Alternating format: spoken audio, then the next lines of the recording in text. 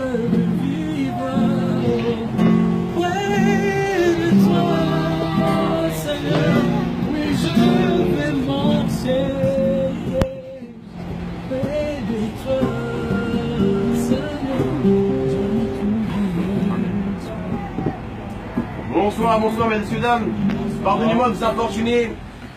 J'espère que vous avez passé une excellente journée. Je ne serai pas long. Aujourd'hui, c'est peut-être un jour banal pour toi.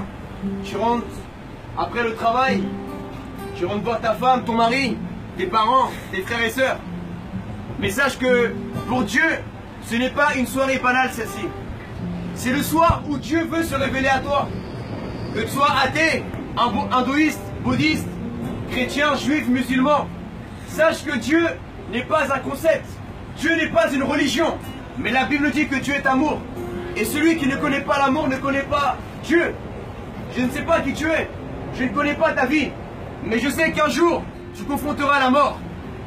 Tu as beau être belle, tu as beau être beau, tu as beau être mince ou un peu plus fort. Mais sache que la mort ne respectera pas ton âge.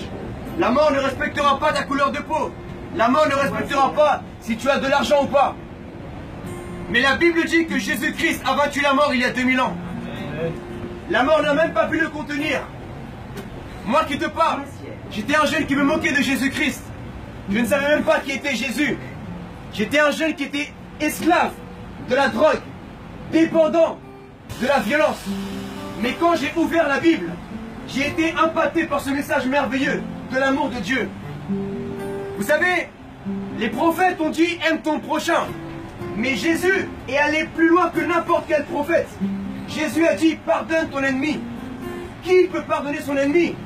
Qui peut pardonner l'homme qui l'a trompé avec sa femme? Qui peut pardonner la femme, sa meilleure amie qui t'a appelé ton mari? Humainement, tu ne peux pas le faire. Mais c'est là où l'amour de Jésus intervient. Aime ton ennemi. Pardonne celui qui te maudit. Prie pour ceux qui te persécutent. Et voici le message que j'ai pour toi ce soir. Tu me diras, mais ce n'est pas le lieu, monsieur, de prêcher la parole de Dieu. J'aimerais te dire que Dieu veut te parler. Et que Dieu n'habite pas dans les églises. Dieu n'habite pas dans les mosquées. Dieu n'habite pas dans les synagogues. Dieu veut habiter dans ton cœur aujourd'hui. Voilà pourquoi la Bible dit que Dieu créa les cieux et la terre en 6 jours. Mais on ne dit pas que Dieu s'est reposé au 6e jour. On dit que Dieu s'est reposé au 7e jour, après avoir créé l'homme.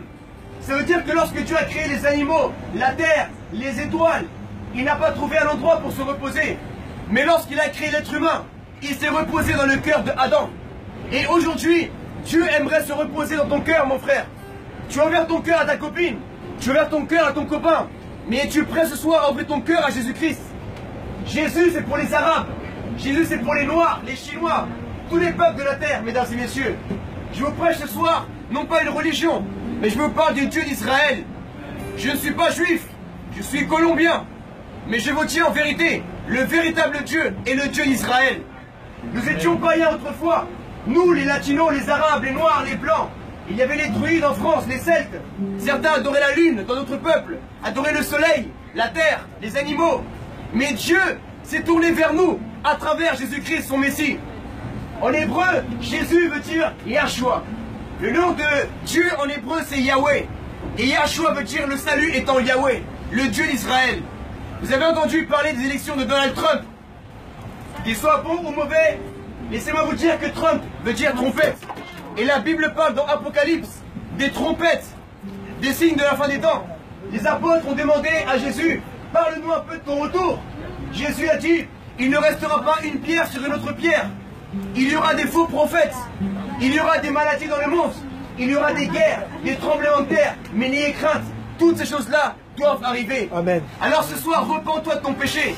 Demande pardon à Dieu et tu auras la vie éternelle, mon frère, à travers Jésus-Christ. Ouvre la Bible et passe une excellente soirée. Sois béni.